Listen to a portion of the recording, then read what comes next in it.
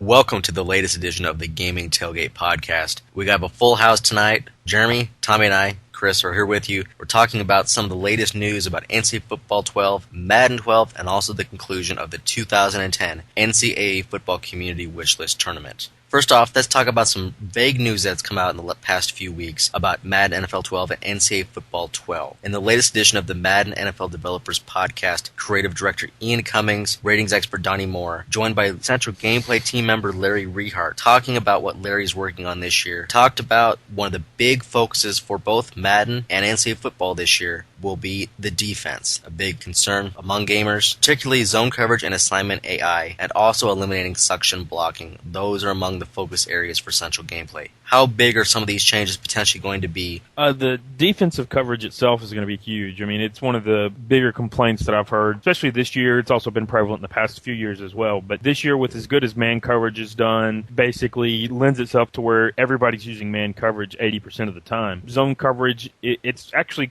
I could see where it would be quite hard for them to do, just because in the real world, when you're playing in zone coverage, you're watching the quarterback and reading what he's doing to determine where you're going. Obviously, you're also focusing on where the receivers are, things like that. In the game, there's no way to simulate where the quarterback is looking, so you can play off that. Obviously, in the past, we had QB Vision Cone, which gave that sense of the quarterback's eyes, but after too many people complained of that, it hadn't found its return yet. But again, back to what I was saying, if they can get the zone coverage to working how we expect it, it would be really big. I mean, it would allow for a lot more, allow users to feel more comfortable in calling zone blitzes and in recruiting, making sure that you can recruit guys that are particularly good at zone coverage or whatever. It would impact quite a bit of the game itself. Today, as we record this on Sunday, December 5th, 2010, the Madden NFL dev team went out to California to visit with John Madden, sat in his studio and watched all the games. They visit with him and talk with him about the game. In a Q&A with some of the community members, they did disclose again that today they met with John Madden, this courtesy Phil Frazier, executive producer of the game. When we talk with John about zone coverage, that's because we really want to see improvement in that area, and we really want to get insights on how it should work. That shows that this is a big focus, maybe more than they've let on. That's one of the bigger areas. Yeah, when you're talking about it in the podcast, they definitely look like this is something they really want to focus on. And then when the USA Today article came out this morning, it really kind of makes you wonder how much they're going to put into it. It almost looks like this is going to be one of the main focuses on gameplay this year. I don't know if they're purposely kind of leading us on in this direction, or it's just a matter of us looking and finding these things and putting it together that we can relay to the community. It's kind of hard telling, but it looks like this is going to be probably the biggest thing that they're going to do in the Central Gameplay team this year. They did disclose in the podcast that there are other areas they're going to address when it comes to gameplay and also more features. Like you said, we don't know where this is on the totem pole. Is this the big item? Is it a secondary item? But obviously it is a focus, because now we have Phil Frazier talking about it, Ian and Larry Rehart were talking about it with Donnie Moore. We know it's important. Is this part of maybe a response? The community last year, and even back to NCAA Football 09, said the game was too offensive focused. 09 was wide open gameplay. And then with 11, we have 120 ways to win, which really focus on offensive playbooks. Is this maybe the answer finally to those 2 years of really an offensive centric focus to the game and also a marketing plan to the game?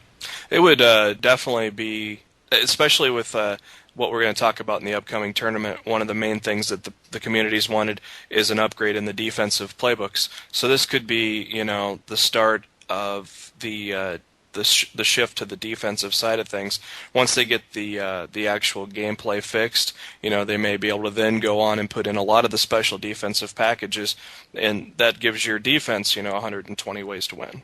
Yeah, as far as the defensive playbooks, like JB mentioned, it went pretty far into the tournament. We'll get further into that in a bit, but it's one of those things that we see the overhaul of these offensive playbooks year after year, but the defensive playbooks are largely untouched. You see a few coverages added here, a few things added there, but for the most part, it's all the same thing since we've had for at least past 3 or 4 years. If they can, give the kind of overhaul that we saw from 120 Ways to Win to the defensive playbooks, that would be huge. I mean, you'd basically be able to balance out the two sides of the football and, make it a much more, balance-centric game to where you're not just trying to outscore your opponent every game.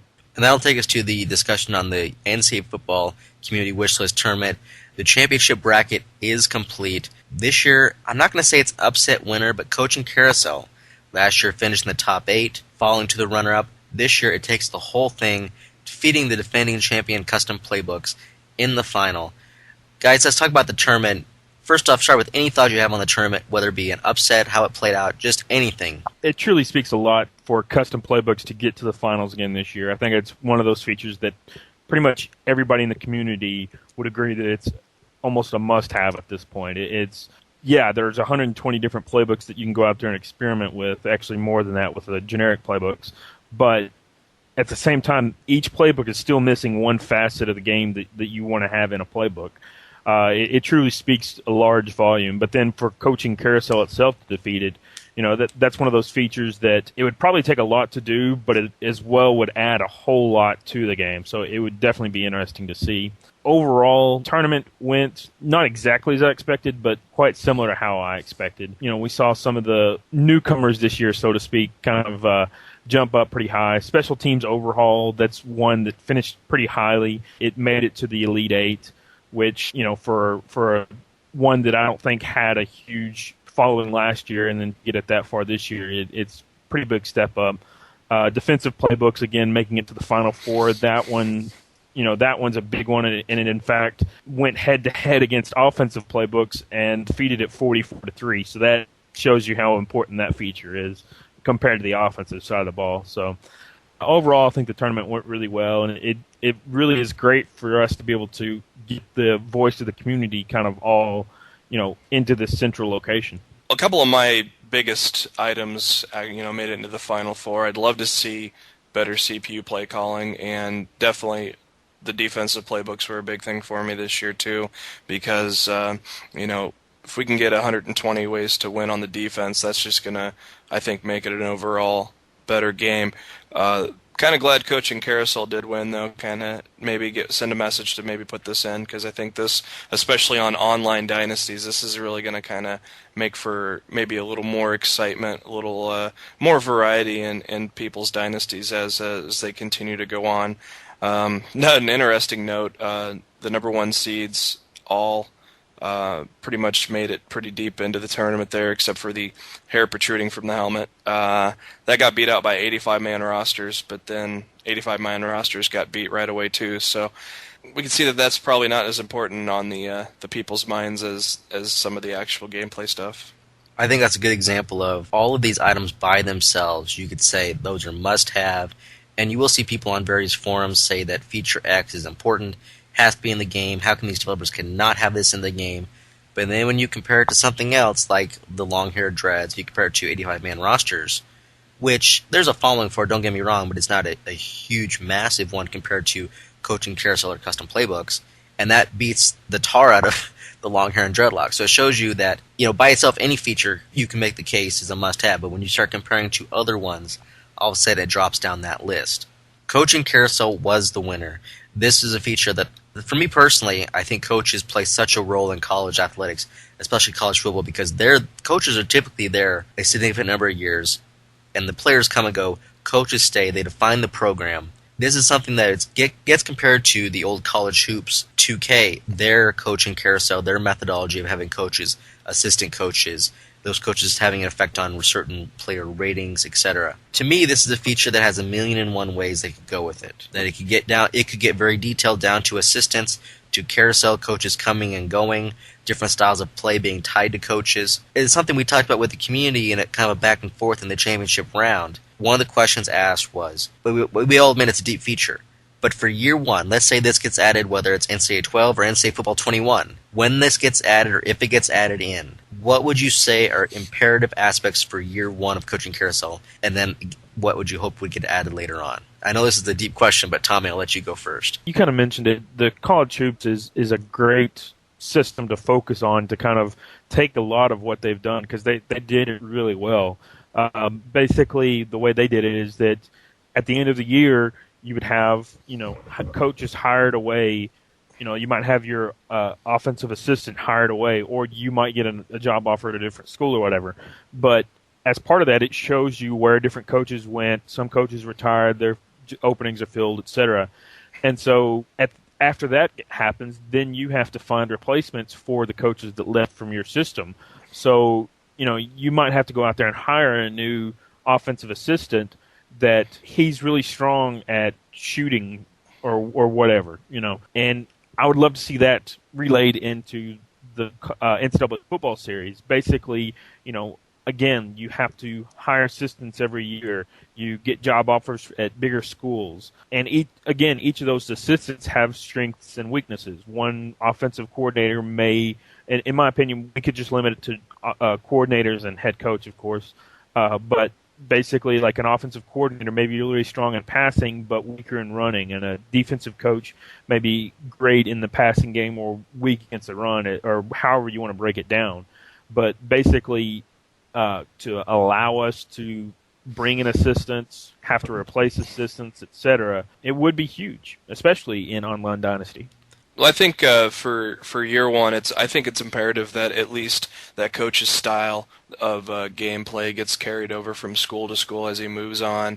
I think that kind of ties in with kind of the better CPU play calling. If we can match those two things up, get those added in, I think that'd be one of the most important things. Is kind of like similar, Brian Kelly, when he left Cincinnati, he took his system to Notre Dame, which was a different system than what Charlie Weiss had at when he was there. So I think the styles go with the coaches, and that should be in from year one. And then, down the road, something that I would like to be added. I would like to see kind of like guys that you had recruited on your team. I'd like and they aren't maybe pro caliber. I'd kind of like to see them after they're done with school, they get in as one of the lower coaching positions within the team, and then seeing if they can work their way up. I think it'd be kind of neat to see a guy that you had recruited become a offensive coordinator, a few years down the line. One of the ideas mentioned by one of the community members, Pete Duncan, OSU, he put out the question to the fellow community members, would this be, if we started a dynasty, would we be taking over for Jim Tressel, or would we be creating ourselves? And I thought that brought up another idea or way this feature could go. Jeremy, I'll let you go with this first. Would you like to see, if you started a dynasty, would you like to be the existing coach for your school, create yourself, or maybe both? And what could you do? What kind of twist could they then put in for options based on those two? It'd be an interesting thing to take a look at. I don't know if I would exactly want to just kind of create my own coach and create an own style. It'd be kind of neat to maybe carry that on through. I think both sides of I'm not really one side or the other on this. I'd like to just kind of take over for the existing coach and just go with what they've got going, just to kind of make it a little more realistic. But it would be kind of neat to maybe start out with your own coach and kind of get your own style into a small school and kind of build your way up through that. So what I would say is your own coach for an offline dynasty maybe, but then when it comes to the online dynasties, I would like to just take over what the same kind of aspects that coach has there. I like that option a lot. I think they can make a separate game mode out of this to where you create your own coach, and maybe you start out as just an offensive coordinator for a small school, and all you do is call offensive plays. So of course, then you're at the mercy of the defensive coordinator, and you're at the mercy of recruiting, depending how involved they let you be. But it would be kind of cool, like you said, start at a small school, and then build your way up if you have success. Tommy, what would you like to see? I hate to go back to the game, but again, in my opinion, college hoops did it the right way. Basically, they, like you kind of said, they had different versions of the game modes out there to where, one, you could either start fresh as a coach and you have to take over one of these really low-tier schools, or you could just simply take over as Coach K if you wanted to. And of course, from there, you just start at Duke and take over his career. To me, I'd like to see to where they do, again, give you both options. I love your idea about starting as a coordinator, but at the same time, a lot of guys are going to say, I want to play offense and defense. I don't want to just call plays or, whatever. There's a lot of different ways they could do it, but as far as appeasing everybody, I think probably everybody started as a head coach would probably make most people happy. But again, I like your idea. Just hard to make everybody like it. With that, we're going to call it an end of this edition of the Gaming Tailgate Podcast. If you have any ideas, comments, or questions, email us at podcasts@thegamingtailgate.com. For Jeremy and Tommy, I'm Chris.